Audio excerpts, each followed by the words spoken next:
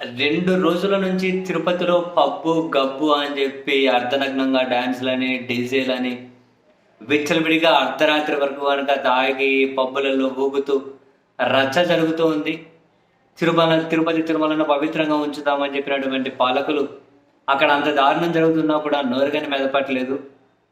And Tirumala ప్రసాదం ఏం గాకపోయినా గూడా ఏదో జరిగిపోయిందని చెప్పి ఊగిపోయి మెట్లు కడిగినటువంటి వాళ్ళేమో ఇప్పుడు ఎక్కడ ఏ మెట్లు కడుగుతారో అర్థం కావట్లేదు అని చెప్పి మీడియాలో కూడా పెద్ద ఎత్తున చర్చ జరుగుతూ ఉంటే దీని మీద ఇటు ప్రతిపక్ష వైసీపీ తీవ్రంగా పాలకపక్షం మీద విరుచుకుపడుతూ ఉంటే అండ్ అదే సమయంలోనే జనసేన పార్టీకి సంబంధించినటువంటి మరో నేత రేవ్ పార్టీ అంటూ వీడియో నిన్నటి నుంచి గట్టిగా చక్కర్లు కొడుతుంది రాత్రి నుంచి. ఆ వీడియో చూసి సరే మరి అది అవును కాదు, మతం మీద అయితే ఆ రేవ్ పార్టీ కనిపిస్తుంది, అమ్మాయిలు ఒంటి మీద గుడ్డలు కూడా లేవండి బాబు. అంత దారుణంగా పట్టుకొని అసలు ఇంక మనం డిఫైన్ చేయలేములేండి, చూపిని కానీ చూపించలేము, అంత దారుణంగా ఉంది. చుట్టూ కేకలు ఈలలు ఒకతనాన్ని పట్టుకొని అసలు ఇంత దారుణంగా ఇదేం సినిమా కాదు, లైవ్లో ఇట్లా ఇంత పబ్లిక్ ఇన్ ద సెన్స్ అందరి ముందే కదా, అంటే దానికి హాజరైన వాళ్ళ ముందు జనసేన నేత రేవు పార్టీ అని అమ్మాయిల ఒంటి మీద గుడ్డలు కూడా లేవు అని ఈరోజు పత్రికలు కూడా దాదాపు అన్ని పత్రికలు క్యారీ చేశాయి. మరి తెలుగుదేశం పార్టీ పత్రికలు తెలియదు కానీ మిగిలిన పత్రికలు అవి కూడా క్యారీ చేశాయి.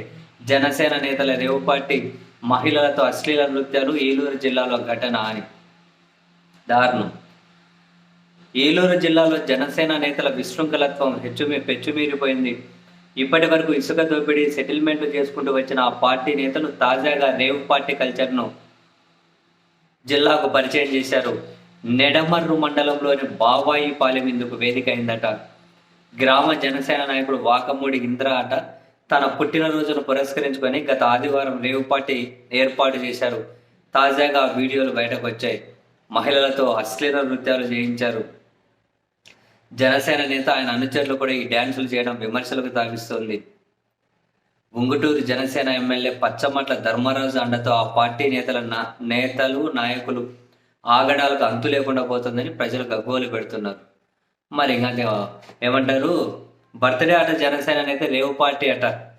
మరి ప్రభుత్వంలో ముఖ్యులుగా ఉన్న వాళ్ళను పార్టీ పెద్దలంగా పిలిచింటే బాగుండేదేమో, ఆయన వాళ్ళని పిలిచింటే బాగానే ఉండేది. మరి ట్రై చేసేది ఉండే వచ్చేవాళ్ళేమో. పాసుగుల అమ్మాయిలు అట్లా ఒంటి మీద బట్టలు కానీ లేకుండా ఏం డాన్సులు చేస్తున్నారు బాబు.